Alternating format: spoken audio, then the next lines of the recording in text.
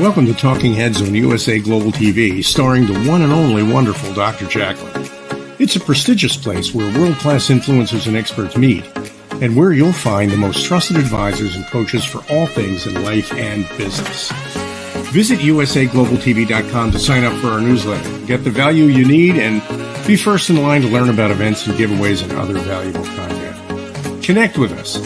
Email Dr. Jacalyn at usaglobaltv.com to talk about how you can become part of USA Global TV. That's USA Global TV, where the doctor is always in. Hello, everyone, and welcome. Hopefully it's welcome back to USA Global TV and Radio. I'm Dr. Jacalyn KERBECK. I'm the president, founder, and chief listening officer here at our network. Our show today is The Wise Ones, and joining me is a dear friend, someone I've been able to trust and lean on for many things involving business and new projects. He is the A+, top of the line, classiest person I know. I want to welcome red.olaughlin to the show. Thank you so very much, Dr. Jacalyn. You always have so very, very kind words to say. And I'm almost embarrassed sometimes listening to you talk. So anyway, thank you so very much. Well, it comes from the heart. It's all true. And I just appreciate you so much. I'm so glad that Diane Floyd-Bain connected us and all the people that you're bringing here onto this platform and giving them the experience to be part of our family here at USA Global TV and Radio. I really do appreciate that. Well, one of the places we started, because I'm an author, and you are also a best-selling author, by the way, twice times, but we concentrate, at least I did initially, on getting a lot of authors on here, New York Times best-selling authors, et cetera. And that's nice. It's a good place to have. And then we get some business people in here. But one of the areas that I'm very excited about, I was in the military over 31 years, is the fact that we don't have a whole lot of veterans in here. We may have had some, and they never actually mentioned they were one. But as I'm involved with different networking groups, I have several fingers in with military organizations, and one that I actually just joined last week is a Houston Regional Houston Veterans Chamber of Commerce, for lack of a better word. And in the process of scoping them out, figuring out what's going on, is this something that I want to associate with? Can I add value? Can they add value? And after about 4 meetings, I says, yeah, this is a really good organization. And Dave, the guy that's coming on here in just a second, headed up this organization. And I said, really need to get him on the show because there's just a lot of information for veterans. And what better place to start it on USA Global TV and Radio Network. Thank you so much, Red. I do want to announce that Dave is backstage, but his camera's not connected. So we will look forward to him connecting that so we can actually see him and bring him onto the program. Red, while we're waiting, I just wanted to acknowledge you for something else that I've shared before in this platform, but you are just a wealth of knowledge when it comes to things that we can do to keep ourselves healthy. You are a longevity researcher as well as a #1 best-selling author on Amazon multiple times. And you're my book coach. And I know you're not a book coach for everyone, but for me, you've opened my eyes in so many ways. But what I want to focus on right now is health. And some of the things that you've shared with me, I have really fully embraced. And I know that I'm healthier as a result of following the things that you have shared. And you're going to be continuing to share on the Talking Heads platform, which your show is right after this. And also, we're looking for people to join us in the health and wellness panel that you're going to be leading up too. But before we go into all those details, can you share a little bit about why you're so passionate about longevity research and helping people understand you're not a doctor, you're not a pharmacologist or a pharmacist, you are someone who really researches the human body and takes that information and provides it so that we, the general public, can understand it. Tell us why you're passionate about that, please. In sophomore year in high school, I took a course in chemistry. I fell in love with it. It literally was my first love. I'll even open up various speaking engagements. I said, do you remember your first love? My first love was chemistry. I got a degree in it. A couple weeks later, I got an invitation to Vietnam. Never got a chance to practice chemistry as a chemist. However, I did put in 31 years plus in the military. I have a civilian life because 20 of those years were in the reserves. And when everything got into the retirement mode, back about 2007, the world changed where I started writing and speaking around the country, selling my books, my CDs on self-improvement, motivation, those areas to help people grow. My wife came down with breast cancer about 2014 timeframe, and in the process of trying to address some of the side effects of the chemo drugs that she was taking, I was doing research into, well, what's all this about? And I found out that my earlier love for chemistry just came blasting right back into my life. Yeah, I've written some blogs and everything on self-improvement, motivation, but they're not near as important to me as the health. So as I'm digging down into what the causes of this particular side effect, what part of the body is it affecting? What can I do naturally to do the same thing? And in the process, I found that I can take my love of chemistry, dig deeply into the human body at the cellular level, and follow the chemical reactions that occur along the way. And as such, now, well, that's nice. If you shut that one off right there, this stops. And that's an easy thing to do in many cases, sometimes more difficult.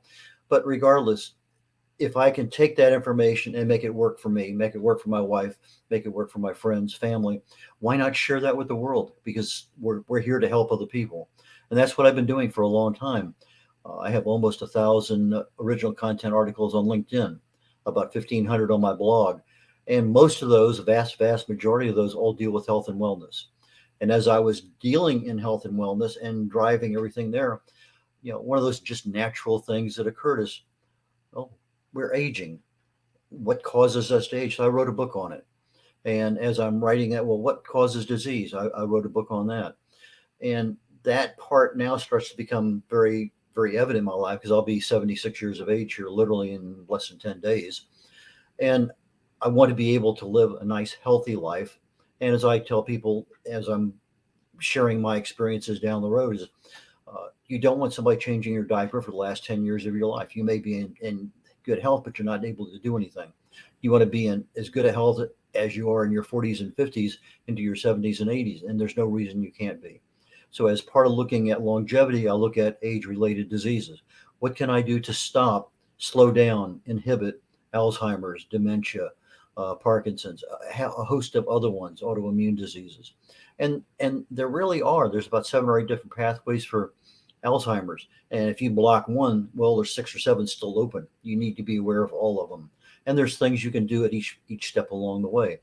And that's what I concentrate on. That's what I write about. That's what I speak about. So if somebody wants me to speak on Alzheimer's, which I've done quite often, I think a couple, 3 times already this year for different groups, those are the things that I bring to the forefront in a speech or just covering the topic on a Zoom meeting. So that's what I do.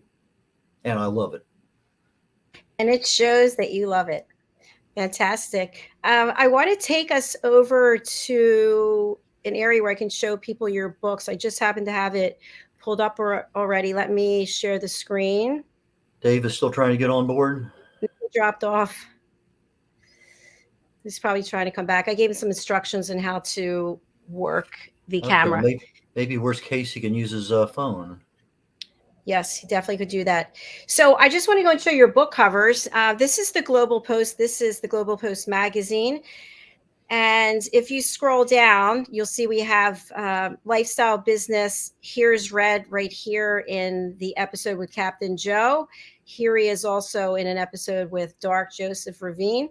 And we have 2 of his books here. Let me go down to book covers. And here they are: Longevity Secrets for Healthy Aging and The Joy of Ageless Health.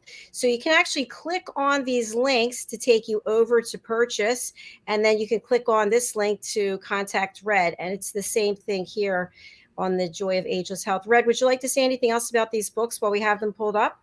Right. The Longevity Secrets for Healthy Aging is how to live to be 100 years of age with the body of a healthy 50-year-old, the mind of a 25-year-old. In reality, most of the time, our mind doesn't really grow beyond about 23, 24, 25 years of age. But as we get older, things change and we're more susceptible to having dementia and things like that. And there's several things we can do to protect our brains. There's several things to do to protect our bodies against the ravages of a lot of age-related diseases that come about. And I talked there about primarily the two main causes of aging. That is your telomere length that erodes every time a cell replicates. And then the second one is human growth hormone that just naturally declines as we age. And there are easy things to exponentially increase the levels of human growth hormone. There are things we can do to slow down significantly the erosion of a telomere at the end of our DNA. And I talk about those in that book. I also have an extra section in that book for heart health and an extra section in that book for brain health, because there's just so many things in there that I think are worth sharing. And on the joy of ageless health, I cover about 6 or 7 things. We talk about stress and toxins and radiation and inflammation and infection and diet and even expectations that cause the body to be more susceptible to disease. And there are many things that you can do to offset those things. In today's Talking Heads, I may be talking about fat management, the summary at the very end, what happens after 6 episodes. This will be number 6. We're getting down to the heart of the matter. Well, this is what causes fat to go into a fat cell, chemically speaking. This is what pulls it out. This is what makes it burn. This is what stops it from burning. Well, today I'm going to get into a very brief overview of that, but I'm also going to highlight what can we do once we get that fat ready to burn. How can we keep it burning? How can we just get rid of those little extra inches around the middle, drop those extra 4 or 5, 10, 15 pounds that we've been carrying forever? And so today's final summary is going to answer a lot of questions that I think people have been wanting to know the answers to for a while. But in those 2 books, Longevity deals with longevity, Ageless Health deals with ageless health, and they both are just chock-packed full of information that is written in easy to understand manner. Please do go over and pick up a copy of these books. And again, you can go right to Amazon. You can go to Red's website, or you can go to the Global Post, which will soon be, as I'll speak to Red shortly about it. It's actually going to be a full-fledged digital magazine. And Red is one of the editors-in-chief. He just doesn't know it yet on this new project. So I'm sure at some point in time you'll let me know.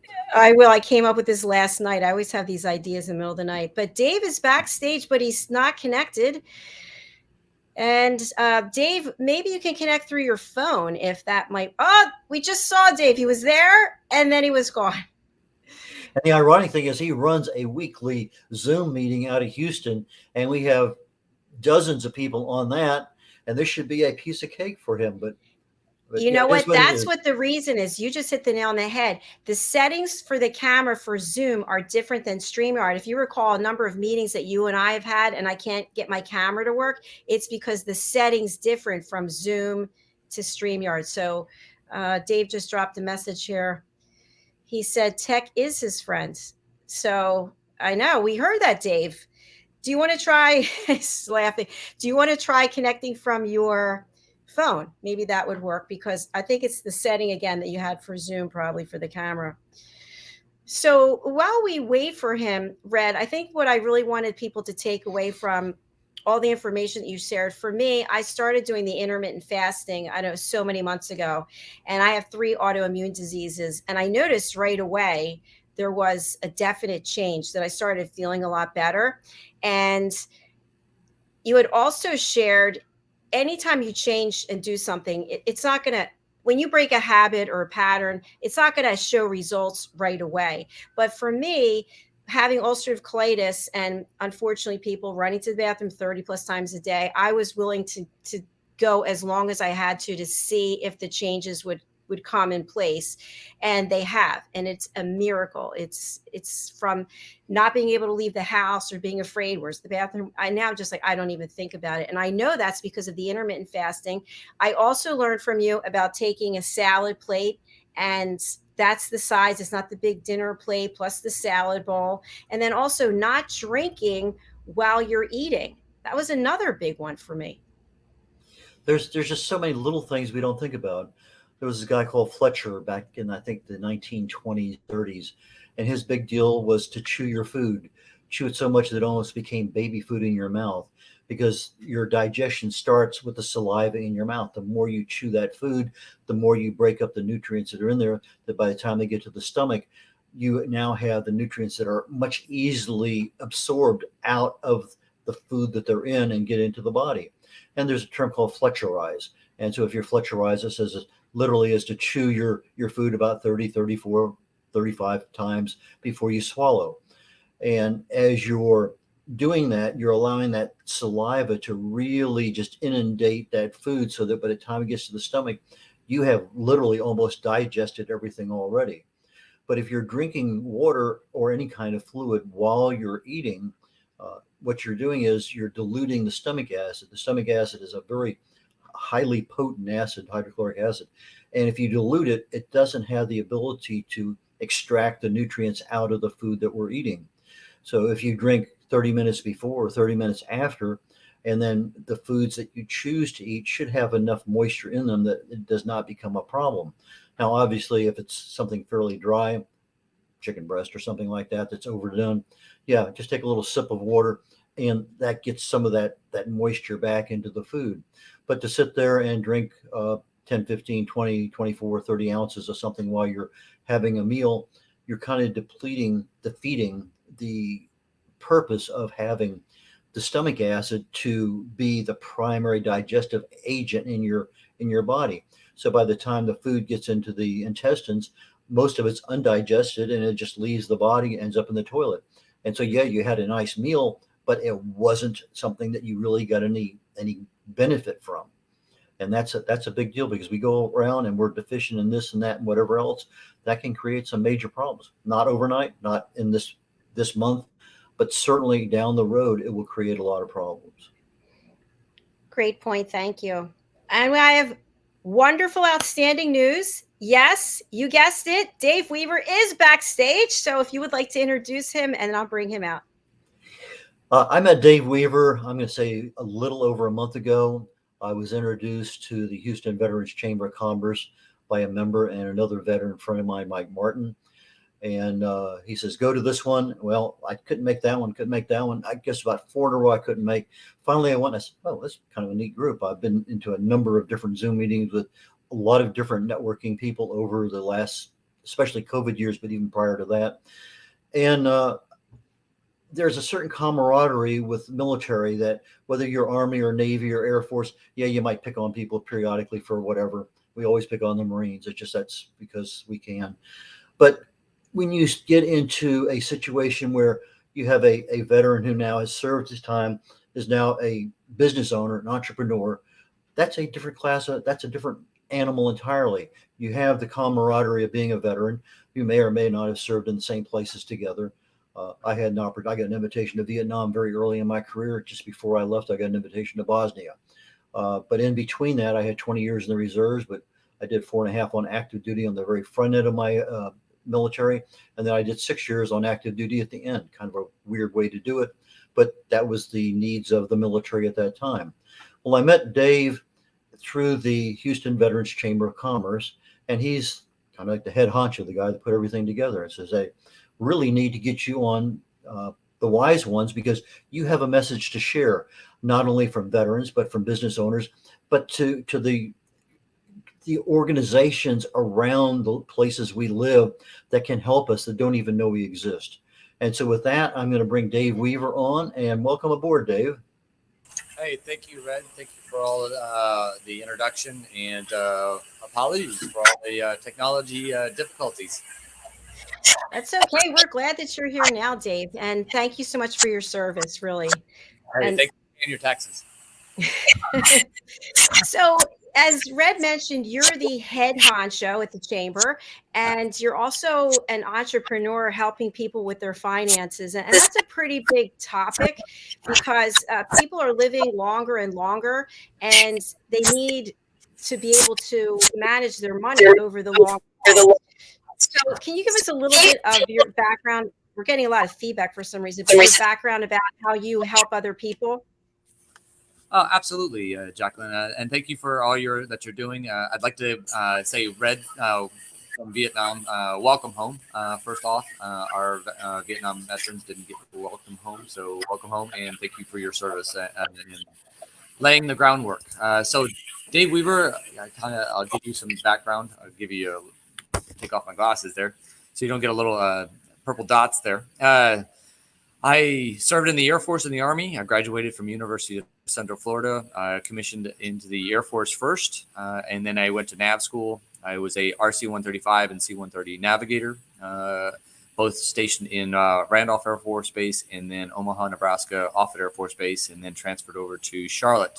I started flying the C-130s there, and then got combat qualified, and then a couple years later, I transferred over to the Army because I still wanted my aviator wings, and I got to have the chance or the opportunity to fly the Apache helicopter for the last part of my career, and then retired out. I have 8 combat tours and absolutely have enjoyed my military career.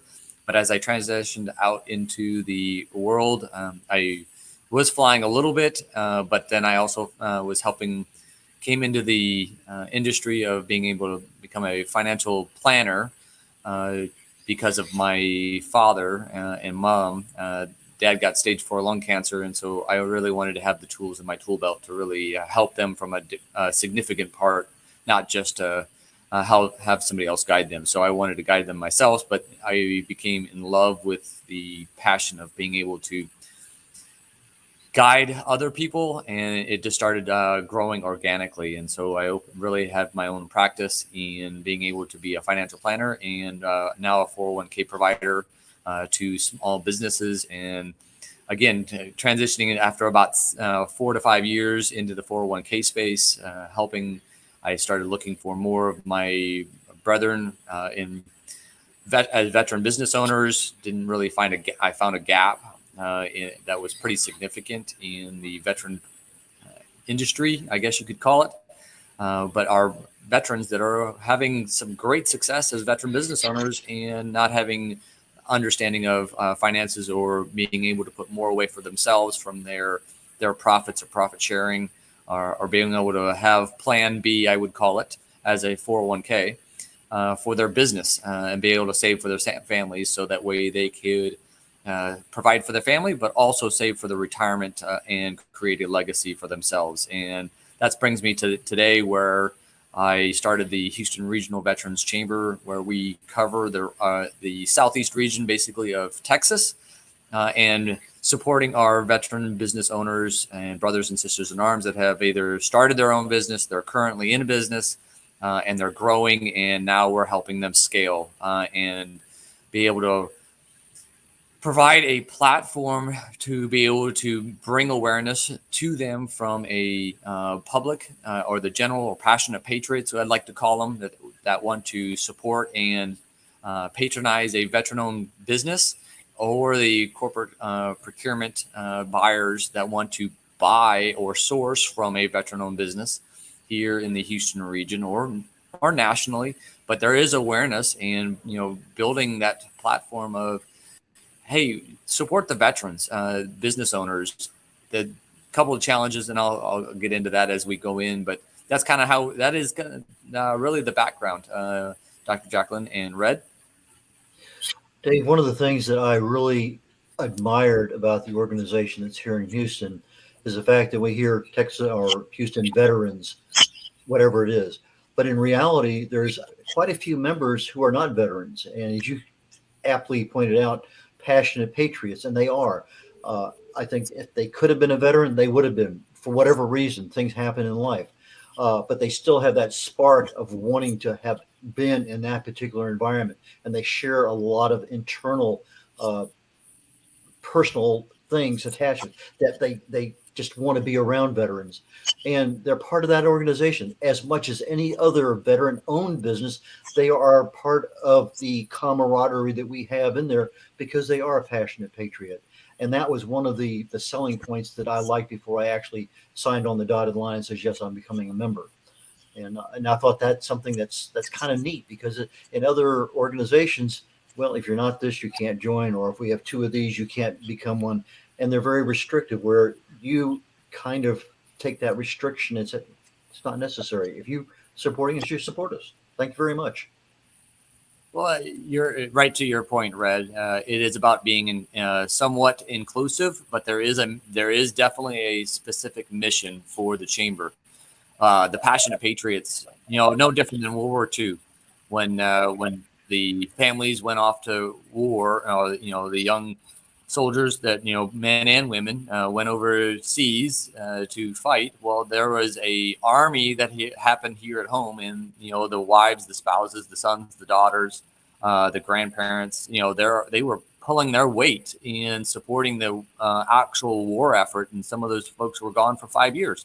And the Passionate Patriots are connected some way in the military. It could be a father or a son or a daughter or a grandparent that served in World War II, or a great grandfather, and they just want to give back. They want to be a part of that community. They want to have some type of be in touch. And what better way to be able to be part of a veteran business or a veteran business type of association, where they can now they have the ability to support veteran-owned businesses, but also be able to partake in some of the things that we are doing, and being able to allow them to be playing in our space. And so that, Passionate Patriots, first responders, we're all one team, one mission. That is our motto for the chamber, and we are better together than we are apart. And one of the other things that is kind of really neat is just a few years ago, if you wanted to support a veteran-owned business, you had to know who that was or know somebody who knew one. And there wasn't a central location or directory or whatever. Well, if I want a veteran-owned business that supplies this particular service, I have no idea in the world how to even find them. And what you've done is taken that dilemma that a company that does have the wherewithal and the want to support veterans, and you've made it much easier to put those two, the organization that wants to support veterans with a veteran-owned organization. And that, to me, is probably that sealed the deal to me when I joined your Chamber of Commerce. Well, awesome. And that really plays right into our, the mission is being able to make it as easy as possible for the Passionate Patriots or the corporations to be able to source, or other veterans, to source from a veteran-owned business. I think it's probably one of the most patriotic things we can do to support a veteran business back home, and it's amazing the diversity of businesses that are out there that people just aren't aware of. But we've got some challenges on our side too, from a veteran standpoint. Sometimes we don't even self-identify as a veteran, and there are so many resources out there. There's access to capital, there's educational resources, there is other resources that they could tap into as a veteran business owner that is afforded by them, and it's some of the things that that they need to be able to tap into so they can be able to either start, grow, or scale their business into the market, and being able to make those people aware that they've got veteran businesses owners in their backyard that are ready to to serve them in some capacity. And I think if you support a veteran-owned business, you really are it's almost an effective spend of about 4 times, right? So you're supporting a veteran, you're supporting their family. That veteran's probably most likely to hire more veterans because he understands their challenges that they're going through, or can really connect. And now you're supporting other veteran families at the same time, and that veteran probably gives back to the community in a greater way, just because they've got a servant heart. Dr. Jacalyn, we're kind of leaving you out, but I don't want to. And I'm sure you probably have a bunch of questions that have been rolling around your mind. And why don't you take a moment? I know we need to go to break here sometime soon, but why don't we turn it over to you for a minute to ask questions? Thank you so much, Red. Dave, I would like to move to your work as an IAR, an investment advisor representative, and working with people with investment related advice on a topic that elicits emotion in so many ways. When you talk about people's money, it's like, this is my money. I don't want to tell you what I have. I don't want to do anything with it. I know what I'm doing with it. How do you work with people to get them to take away those fears and that lack of knowledge that you have based on your expertise to make them feel comfortable that you don't have to put the money under the bed or you don't have to bury it outside the lawn? There are other alternatives. What's your approach that you use with people? All right, Dr. Jacalyn, that's a great question. I think it really differentials on different personalities. From a financial standpoint, finances are very personal. So I think it's being able to sit down with the client or whoever they are and just be able to be access and be available and answer their questions as fully as possible. If you don't know the answer, I say, hey, I don't know. Let me find out. Let me get back to you. Being very authentic with them, provides them the ground basis of where they are, what they want to accomplish. Ask them the right questions. I'm never really ever in a hurry. Sometimes it may take me 4 or 5 meetings before I actually ever do anything with them because I want them to feel comfortable with when they do transfer or be able to put the assets under my stewardship to where I can help them invest and provide them some great guidance. We start out with some of the basics, meet them where they are because everybody has a different take on and experiences with money. So I think it's asking the right questions. Hey, what's been your current experience with a financial advisor, or what do you think a financial advisor should be able to provide you? What's the difference between a financial advisor and a financial planner? I'd say the financial advisor is really just there to give you a couple choices of investments, but really a financial planner is there for a longer stead and be able to provide a legacy to not only yourself but your kids. Or could be generational wealth. It could be a legacy plan from a business standpoint. Hey, how do I want to take this business? Do I want to take some of the profits? Do I want to invest it? How do I invest it? How do I preserve my capital? How do I create an emergency fund so that way when something does go happen, it's not a matter of when, it's a matter of if. Or I should say it's not a matter of if, it's going to be a matter of when. You'd be able to be ready for that. Grandma says it's always be ready for that rainy day, and so that you have your emergency fund, so you don't have to dig into putting it on a high interest rate credit card or a credit limit, or tap into your 401k plan and reduce your savings, and now you got to really start all over again putting those savings. So it's really sitting back down with that client and really helping them. Guide them and never really be in a hurry with when they are ready to move those assets, or just be able to give them some guidance, some holistic in a holistic way. Thank you, Dave. I appreciate that. When should a business owner start thinking about working with a financial planner? Is it after you've got so many dollars in revenue or so many employees, or when do we say, hey, this is a good time to start doing this? I don't think there's ever really a bad time to start with a financial planner. Start as early as possible because a good financial planner can help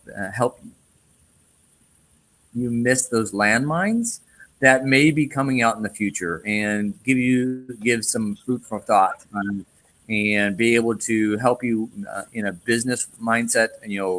There are certain things that you want to be able to guide around, but also be aware of that is coming. So it's never too soon really to get in touch with a financial advisor and start to discuss your business goals and be able to start putting away something for yourself in some type of fashion and being able to guide you through that process. So I think it's really never too early to actually engage with a financial planner. Unfortunately, there's really most people really don't engage. There's only about 15% of the actual population that actually engages with a financial planner because, again, I think it's a lack of education, which really has stemmed from our educational system not teaching enough of what is to come in life from a financial standpoint to be able to miss those potholes and be able to leave that legacy and generate wealth later on. So as a business owner, it's never too early. Thank you, Dave. You heard it here, everyone, business owners. We are going to take a quick break, and then when we come back, we'll have more conversation with Red and Dave. So stay with us, and I look forward to our continued conversation. Thank you.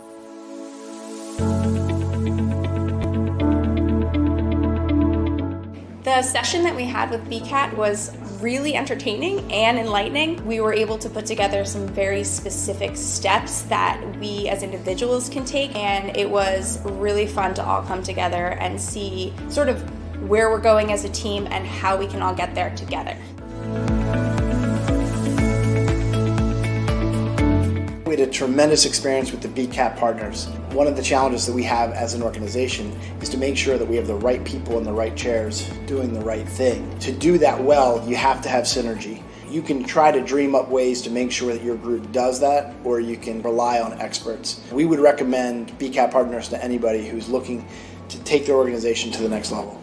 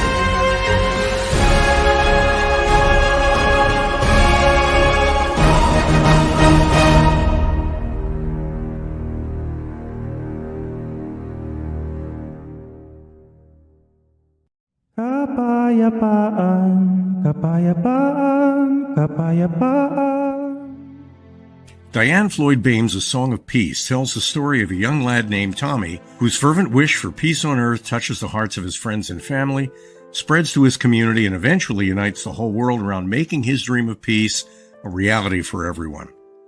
Sit down with the children in your life and share Tommy's amazing story of love and hope. Sing your own song of peace and invite the children to join you. Tommy's tale is more than just a story. It's a movement, and everyone's warmly welcome to take part.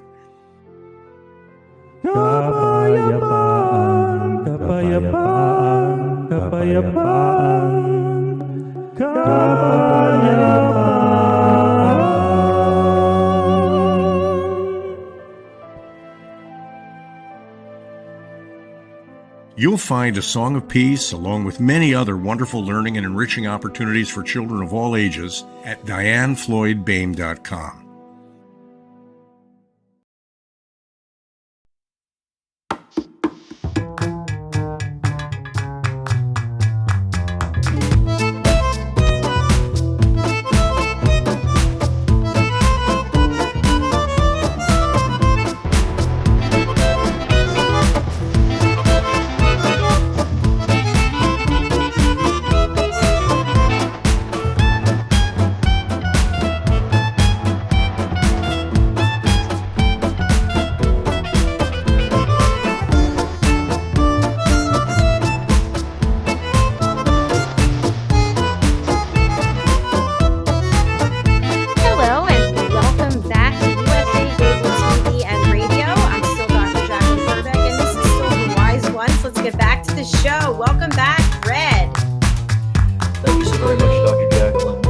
even realize it, but we're nearly at the end of the show, and we had a lot of problems trying to get Dave on earlier. And usually we do the commercial break, 20 minutes into the 40-minute show. Here we are almost at 40. We're just starting with Dave. Let's bring him out. And I think we really need to invite him back so that we can get the rest of the story here sometime because there's just so much to learn about Dave himself, about Dave as the military, Air Force, and Army veteran, and also as an investment advisor, financial advisor, and just about the veterans organizations in general. There's so many different ways to go with questions. I would love to just keep going, but I got a show in less than 20 minutes. I got to start, and that's in a different studio I need to run to. But regardless, Dave, I know that we're almost at the end of the show, and I know Dr. Jackson is going to tell you this anyway. But how can people reach you, and what value do you give to them so that after today's show they need to reach out to you? How do you tell people, and especially those people who can't see you because they're on radio or they're on a podcast? Well, one of the best ways to reach me is at what you could probably put in the show notes is my email, dweaver@houveteranschamber.org. You can also visit the Houston Veterans Business Chamber. You can find us there. We have a veterans, and then you can reach the office at 832-582-4488. And that's how you could reach me. If you want to know more about the chamber, look up HOUveteranschamber.org. Okay, I notice you have HOU Veteran Chamber. It's no burr at the end, so Houston Veterans Chamber. Okay, just trying to make sure people who see it realize that there was a B left out there at the end of that one, and we'll get that one. But my apologies. I'll retype it. Sorry about that, Dave. We'll get it right. Dave, would you please come back and visit us? I think the topics that Red mentioned, each one of them could be a show in and of themselves, and also on the business talk show that we do here with Alcini. Absolutely. I'm happy to come back on here and share some other things that from the veteran business community, as well as the background of veterans, but also connecting the other veterans. So thank you for having the show, and sorry for the technical difficulties for earlier. We'll do some better planning earlier on try more cameras and have more backups, I guess. But I'd like to, if I can, I'd love to mention that we are having a Veterans Business Expo the 30th of September. If anybody would like to shop or support a veteran-owned business here in the Houston region, they're more than welcome to come out. It's no cost to attend. Come out and support the veterans. We have about 70 veteran business exhibitors all under one roof.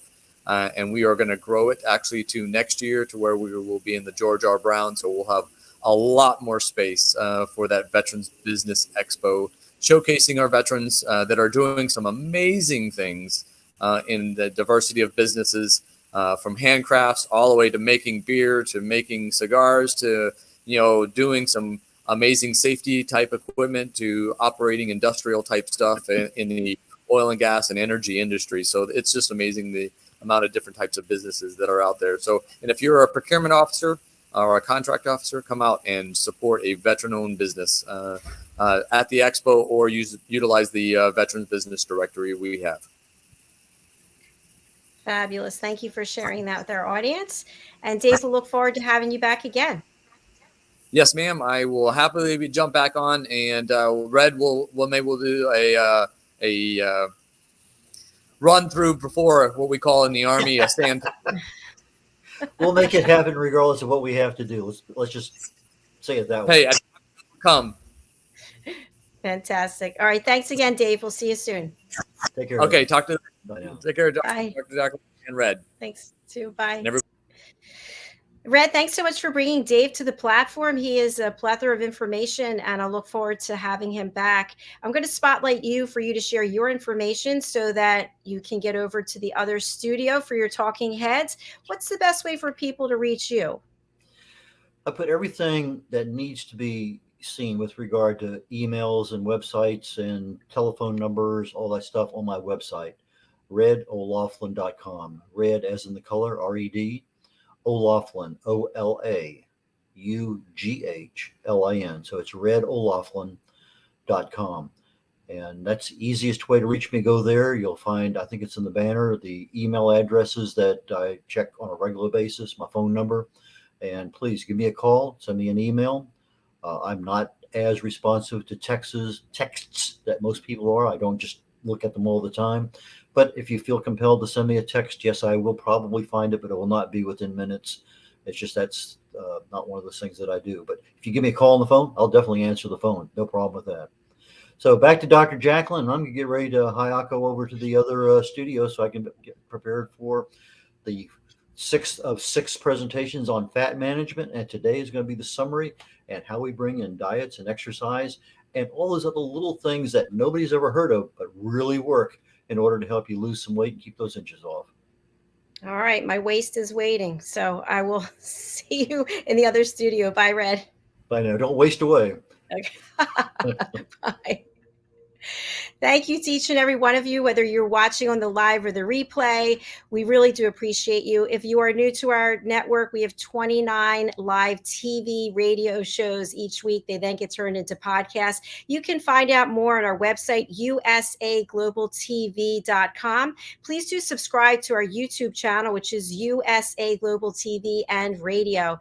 I'm getting ready to put together the lineup for 2023, and I am looking for people who are interested in being part of our team. Maybe that's you. Maybe you've had a dream of having your own TV show, or you want to be a co-host, or you're an expert in your field and you can join our Talking Heads team like Red is. He's going to be presenting right after this. Maybe you're interested in learning inner peace and being part of world peace. You can take our listening courses and become part of our elevated listeners. Or maybe you're interested in starting a panel show yourself where you have panelists from a certain discipline or industry talking about a specific subject. Please do reach out to me. You can contact me very easily. Go to one of my 2 websites, usaglobaltv.com, contact us or subscribe, or drjacalyn.com. Thank you again. I look forward to being with you. I will be behind the scenes for Red Show, but I will be back tomorrow with a full day of broadcasting. See you soon. Bye.